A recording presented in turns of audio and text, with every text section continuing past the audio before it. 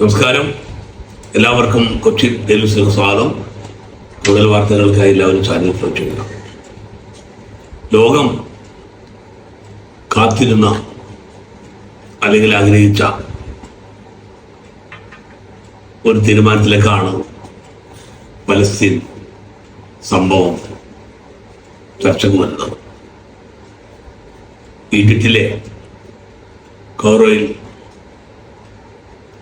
Palestine പ്രതിനിധികളും American പ്രതിനിധികളും Arab രാഷ്ട്ര പ്രതിനിധികളും ചർച്ച തുടങ്ങിക്കഴിഞ്ഞു. കഴിഞ്ഞ 2 കൊല്ലക്കാലമായി അതിരൂക്ഷമായ വംശഹത്യ നടത്തിക്കൊണ്ടിരുന്ന ഇസ്രായേലിനെതിരെ ലോകവ്യാപകമായി നടന്നുവരുന്ന അതിശക്തമായ പ്രക്ഷോഭണ സമരങ്ങളും പ്രതിഷേധങ്ങളും അമേരിക്കയ്ക്കെതിരെയും ഇസ്രായേലിനെതിരെയും UN പോലും പ്രതിഫലിച്ച ആ പ്രതിഷേധ ശബ്ദങ്ങളും നിലപാടുകളും ലോകം കണ്ടതാണ്. ഈ 24 മാസം ഇസ്രായേൽ അവിടെ കൊന്നൊടുക്കിയത് 67,000 പേരെയാണ്. അത് 20,000 കുട്ടികളാണ്.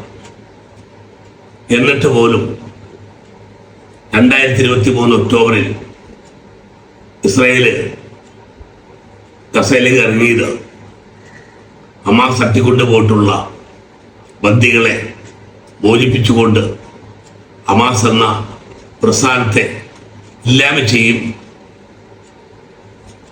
അതിനുശേഷമാണ് ഞങ്ങൾ യുദ്ധം നിർത്തുന്നത്.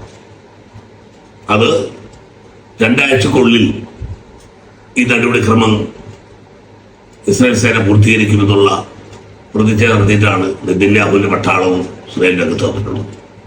24 മാസക്കാലമായിട്ട് പോലും ഒരു ബന്ദിയെ പോലും പട്ടാളത്തിൽ കൂടെ മോചിപ്പിക്കാൻ ഇസ്രായേലായിട്ടില്ല, ഞാവും ഇല്ല. ഹമാസ് എന്ന സ്വതന്ത്ര പോരാളി സംഘടന ഇല്ലായ്മ ചെയ്യാനും ഇസ്രായേലായിട്ടില്ല. ഇന്നും കരുത്തോടെ യമനിലെ ഹൂതികളും പലസ്തീനിലെ ഹമാസും ശക്തമായി തന്നെ നിലകൊള്ളുകയും അവരെ കൊണ്ടാവുന്ന രീതിയിലുള്ള തിരിച്ചടികളും അവർ നടത്തിക്കൊണ്ടിരിക്കുകയാണ്. അപ്പൊ ചരിത്രപരമായ ചെറുത്തുനിൽപ്പിന്റെയും പോരാട്ടത്തിന്റെയും പ്രതീകമാണ്, അല്ലെങ്കിൽ ലോകത്തിന്റെ അനുഭവമാണ് പലസ്തീൻ ജനത. ഗാസയിൽ നടത്തിക്കൊണ്ടിരിക്കുന്ന അതിക്രൂരമായ കൊലപാതകങ്ങളും വംശഹത്യയെല്ലാം നമ്മൾ ലൈവായിട്ട് കണ്ടുകൊണ്ടിരിക്കുന്ന ഒരു കാഴ്ചയാണ്. ഇതിനെതിരെയാണ് യൂറോപ്യൻ രാജ്യങ്ങളിലും ലാറ്റിൻ അമേരിക്കൻ രാജ്യങ്ങളിലും ആഫ്രിക്കൻ ഭൂഖണ്ഡത്തിലും ഏഷ്യയിലെല്ലാം ആ രാജ്യത്തെ പുരോഗമന പ്രസ്ഥാനങ്ങളും കമ്മ്യൂണിസ്റ്റ് പ്രസ്ഥാനങ്ങളും തൊഴിലാളി വർഗ പ്രസ്ഥാനങ്ങളെല്ലാം നടത്തിക്കൊണ്ടിരുന്നിട്ടുള്ള അതിരൂക്ഷമായിട്ടുള്ള പ്രക്ഷോഭണ സമരങ്ങളും ആ രാജ്യത്തെ ഭരണാധികാരി വർഗങ്ങളെ പുനരുദ്ധരിപ്പിക്കാൻ പോലും വഴിവെച്ചത് ഈ സമരങ്ങളായിരുന്നു.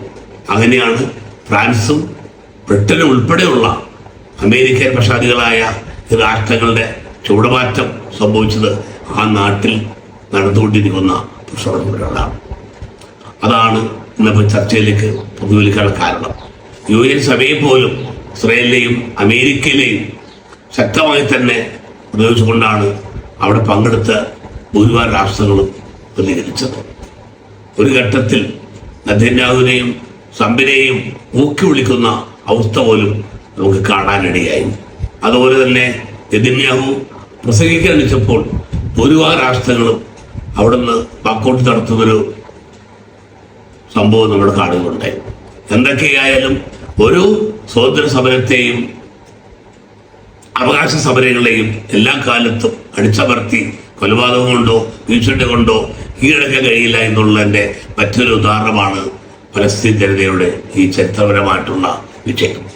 അപ്പോ ഏതൊരു അധിനിവേശത്തിനെതിരെയും അതുപോലെ തന്നെ കടന്നേറ്റത്തിനെതിരെയും ആ നാട്ടിലെ ജനത നടത്തിക്കൊണ്ടിരിക്കുന്ന അല്ലെങ്കിൽ നടന്നുകൊണ്ടിരിക്കുന്ന ലോകത്തിൻ്റെ എല്ലാ ഭാഗത്തുള്ള ആ ഒരു ചരിത്രപരമായ സമരങ്ങൾക്കെല്ലാം പലസ്തീൻ ജനതയുടെയും കസൻ ജനതയുടെയും എല്ലാം അനുഭവം ഉണ്ടാവട്ടെ എന്നും അതുപോലെ തന്നെ ഇനിയെങ്കിലും ഗാസ മുനമ്പിലും പലസ്തീനിലും അതുപോലെ തന്നെ സ്വാതന്ത്ര്യത്തിന് വേണ്ടി പോരാടുന്ന എല്ലാ രാഷ്ട്രങ്ങളിലും സമാധാനത്തിൻ്റെയും നല്ല അന്തരീക്ഷം ഉണ്ടാവട്ടെ എന്നും അതുപോലെ തന്നെ ഈ തെമ്മട രാഷ്ട്രങ്ങളെയും തെമ്മാടികളെയും ലോകം ഒറ്റപ്പെടുത്തിക്കൊണ്ട് തന്നെ മുന്നോട്ട് പോകണം എന്നുള്ളതാണ് ലോകത്തിന്റെ ആവശ്യത്തിലേക്ക് നമ്മുടെ നാടും ലോകവും ഉണരട്ടെ എന്ന് മാത്രം പറഞ്ഞുകൊണ്ട് ഈ വാർത്ത ഇവിടെ അവസാനിക്കുന്നു.